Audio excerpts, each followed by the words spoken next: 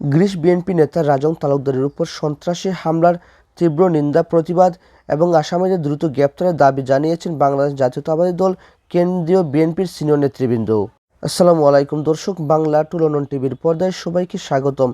গত 9ই ফেব্রুয়ারি সুনামগঞ্জ 3 আসন শান্তিগঞ্জ জগন্নাথপুরের বাংলাদেশ জাতীয়তাবাদী দল বিএনপি মনোনীত দানের শীষের প্রার্থী এম কয়সর আহমেদের নির্বাচনী জনসভা শেষেই জগন্নাথপুর থেকে জগদীশপুরে তার নিজ বাড়ি ফেরার পথে কাদিপুর ব্রিজ সংলগ্ন স্থানে রাজন তালুকদারের মোটরসাইকেল অবরোধ করে এলাকার একদল চিহ্নিত সন্ত্রাসীরা তার উপর অতর্কিত হামলা করে।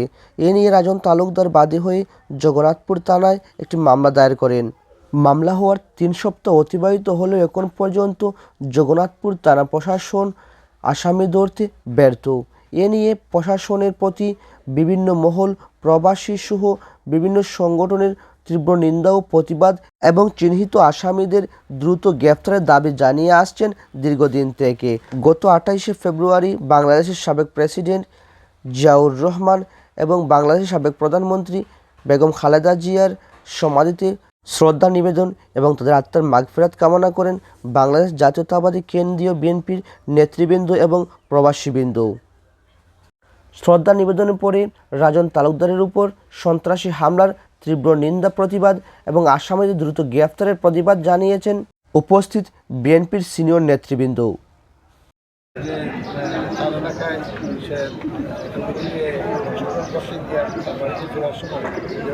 যারা হামলা করেছে এই সরকারিরা হামলা করে তার অলমোস্ট ইয়ে থেকে বেঁচে উঠেছে, তাকে আঘাত করেছে, চাকরি দিয়ে তাকে তার বিচার এখন বলতে হয় নাই। পুলিশ, এই এলাকার পুলিশরা এখন সে আসামিকে ধরে নাই, যারা ইয়ে করেছে তাকে আমি অতি সত্ত্বর যারা এই ঘটনার সাথে জড়িত আছে তাদেরকে আইনের আওতায় নিয়ে এসে সুষ্ঠু বিচার যাতে পায় সেটা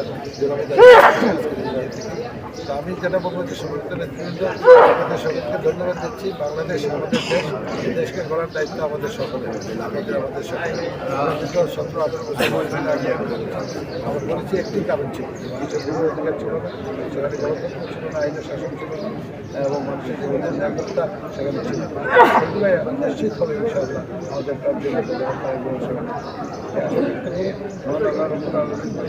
আবারও আমি দোয়া করি যে আল্লাহ তিনি আমাদের এই প্রান্তীয় নেতাকে সহযোগিতা করুন, আমার রহমত দিয়ে সাহায্য করুন, যাতে উনি সুন্দরভাবে দেশটাকে পরিচালনা করে উনি ওনার বাবা এবং ওনার মা যেভাবে সদামদের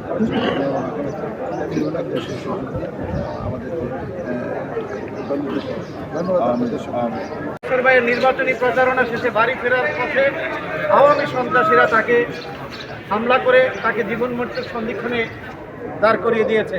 তিনি অত্যন্ত ইনজুর্ড, অত্যন্ত আহত অবস্থায় শুধু দেশমাতা দেশনেত্রী বেগম খালেদা জিয়া এবং জিয়াউর রহমানের এই সমাধিস্থলে এসেছেন তাদের বিদে আত্মার মাগফিরাত কামনায়। আমাদের এক কর্মী রাজন তার সিলেটের সুনামগঞ্জের 3 আসনে আওয়ামী সন্ত্রাসী দ্বারা হামলা হয়েছে। আমি তার তীব্র নিন্দা প্রতিবাদ জানাচ্ছি। আমি সুনামগঞ্জের প্রশাসন সহ সারা বাংলাদেশের পুলিশ প্রশাসনকে বলবো ওই সন্ত্রাসীগুলোকে গ্রেপ্তার করে আইনের আওতায় দৃষ্টান্তমূলক শাস্তি দেওয়ার জন্য। রাজা আমাদের একজন ত্যাগী কর্মী, তার উপর যে অমানবিক নির্যাতন হয়েছে এবং সে মৃত্যুর সাথে মাঞ্জা রয়েছিল, আজকে সত্য হয়ে আসছে আমাদের সামনে। আমি তীব্র নিন্দা জানাচ্ছি। সহকর্মী সহযোগিতা গ্রিন ব্যাংকের আহ্বায়ক কমিটির অন্যতম সদস্য জনাব রাজন তালুকদার, সেও একই কাজ আমাদের জন্য ত্রয়োদশ সংসদীয় নির্বাচনের এমপি প্রার্থী জনাব কয়সর আহমেদের জন্য সুনামগঞ্জে 3 আসনে সে কাজ করার জন্য এসেছিলেন এবং সে সবগুলো সময় গ্রিস থেকে শুরু করে বাংলাদেশের ঘনিষ্ঠ কণ্ঠ দলের বিশ্বসভা কান্ডারি তাকে নির্মমভাবে আওয়ামী শাসন দ্বারা নির্যাতন চালিয়েছে হত্যার উদ্দেশ্যে।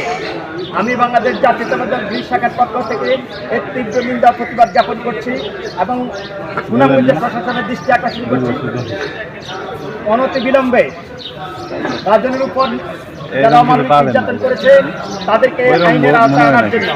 অন্যথায় আমরা ইউরোপিয়ান ইউনিয়ন থেকে আমরা প্রতিবাদ করে তুলব।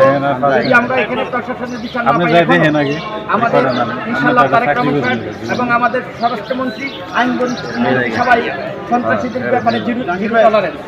সুতরাং এখনো রাজনের উপর আক্রমণকারীদেরকে গ্রেপ্তার করা হয় নাই। তাদেরকে প্রশাসন, আমরা কিন্তু প্রশাসনের সঙ্গে সবাই, এবং তারা এখন পার পেয়ে যাচ্ছে। এত বড় নির্যাতন, এত বড় অত্যাচারের পরও এই সময় গ্রিভিয়াস ইনজুরি সাবজেক্ট দ্বারা আসামিরা গ্রেপ্তার নাই, আমার বোধগম্য হচ্ছে না। তাই গ্রিভ বিএনপির পক্ষ থেকে আমরা নিশ্চিত জানাচ্ছি এবং অনতিবিলম্বে যদি রাজনের আসামিদের গ্রেপ্তার করা হয়, তাহলে আমরা গ্রিভ বিএনপি ইউরোপের ধন্যবাদ।